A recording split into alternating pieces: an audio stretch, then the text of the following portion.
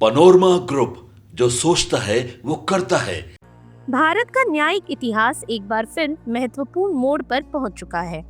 Supreme court में वरिष्ठता के क्रम में दूसरे स्थान पर रहे जस्टिस भूषण रामकृष्ण गवई अब देश के 52वें मुख्य न्यायाधीश बनने जा रहे हैं। मौजूदा सीजेआई जस्टिस संजीव खन्ना 13 मई को अपने पद से सेवानिवृत्त होंगे और अगले ही दिन 14 मई 2025 को जस्टिस गवई देश की सर्वोच्च न्यायपालिका की कमान संभालेंगे। ये न सिर्फ एक प्रशासनिक परिवर्तन है, बल्कि देश की न्यायिक सोच और प्रणाली में एक नए युग की शुरुआत भी है।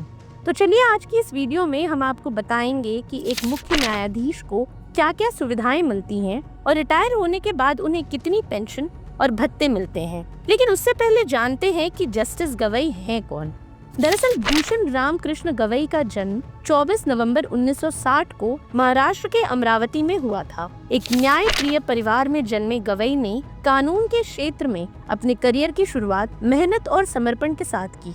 14 नवंबर 2003 को उन्हें बॉम्बे हाई कोर्ट का अतिरिक्त न्यायाधीश नियुक्त किया गया और महज 2 वर्षों में 12 नवंबर 2005 को वो हाई कोर्ट के स्थायी न्यायाधीश बन गए। सुप्रीम कोर्ट में उनकी नियुक्ति 24 मई 2019 को हुई और अब वे 23 नवंबर 2025 तक देश के मुख्य न्यायाधीश के रूप में कार्यभार संभालेंगे। वहीं जस्टिस गवई की नियुक्ति इसलिए भी ऐतिहासिक है क्योंकि वे अनुसूचित जाति समुदाय से आने वाले देश के दूसरे मुख्य न्यायाधीश होंगे।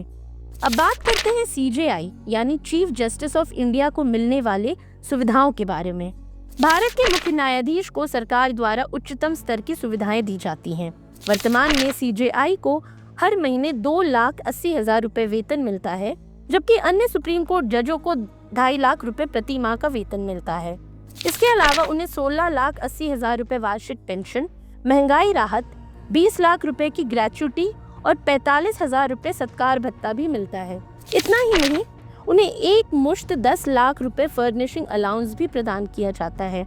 इसके अलावा मुख्य न्यायाधीश को दिल्ली के पॉश इलाके में टाइप 8 का सरकारी बंगला मिलता है, जिसमें 24 घंटे सुरक्षा, क्लर्क, नौकर, ड्राइवर और एक पीएसओ की सुविधा होती है। गाड़ी के लिए हर महीने 2000 लीटर तक ईंधन भी सरकार द्वारा ही दिया जाता है।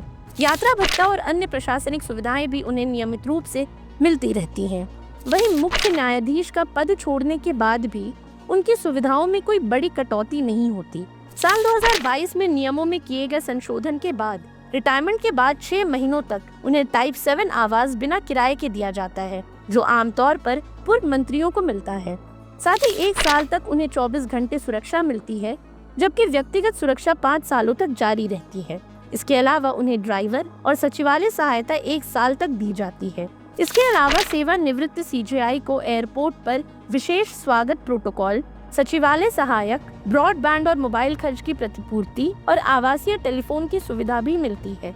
ये सारे प्रावधान सुप्रीम कोर्ट जज रूल्स में संशोधन के बाद अधिसूचित किए गए थे, जिसके बाद भारत के पूर्व सीजेआई एन.वी. रमन इन संशोधित नियमों के तहत लाभ पाने वाले पहले मुख्य न्यायाधीश थे। अब गौरतलब है कि जस्टिस भूषण गवई की सुप्रीम कोर्ट के मुख्य न्यायाधीश के रूप में नियुक्ति न सिर्फ उनके लिए बल्कि देश के लिए भी एक गौरवपूर्ण क्षण है। ये पदभार उस व्यक्ति के हाथों में जा रहा है जिसने न्याय के मूल्यों को सर्वोपरि रखा और कानून की व्याख्या को जनहित से जोड़ा।